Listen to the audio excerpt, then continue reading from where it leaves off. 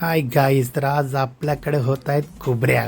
खोबऱ्या म्हणजे एक नंबर यार. याचा रस्सा पिला ना का बाबा बाबा लय भारी.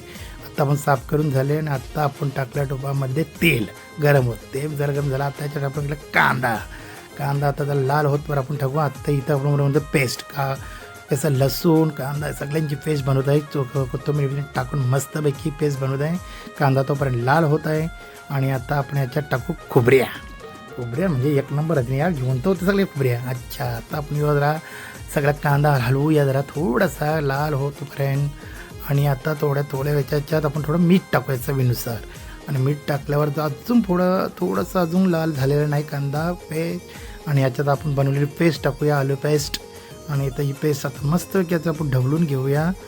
आणि याच्यात आता टेस्ट अशी बाउलच्या ना या खोबऱ्यांची बापरे बाप एक नंबर. नाकाची शेंबूड येतो एवढा भारी याचा रस्सा असतं. ओके, तर आता आपण बघूया त्याच्यात टाकूया आपण चवीनुसार हळद.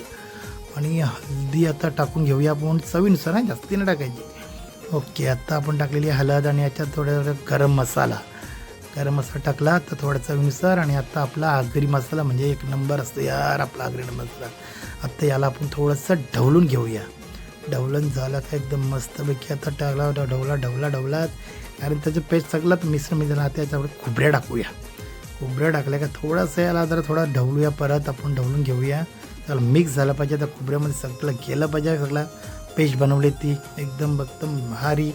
आणि आता आपण याच्यात थोडा टाकूया पाणी टाकून आता त्याच्यात मस्त की रस तरी तुम्ही बघूच शकता कधी. आता याच्यात आपण खोबऱ्याची पेस्ट टाकलेली आहे.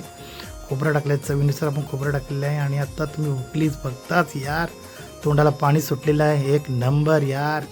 वारा. आणि आता आपण आता वाढून घेत आहोत खोबऱ्या. आज म्हणजे मजाच जेवायला येणार आहे. आणि आता याच्यात रस्सा खरा मेन असतो आहे. याच्यात रस्सा पियाचा असतो एक नंबर. आणि ही पावसाळ्यातच भेटतात. आणि आता ही भाकरी आपली. आणि याच्यात घेतली थोडीशी चिमणी आणि एक कांदा. आज मस्त की रेमट्यूब जेवण या. आता तुम्ही बघत असाल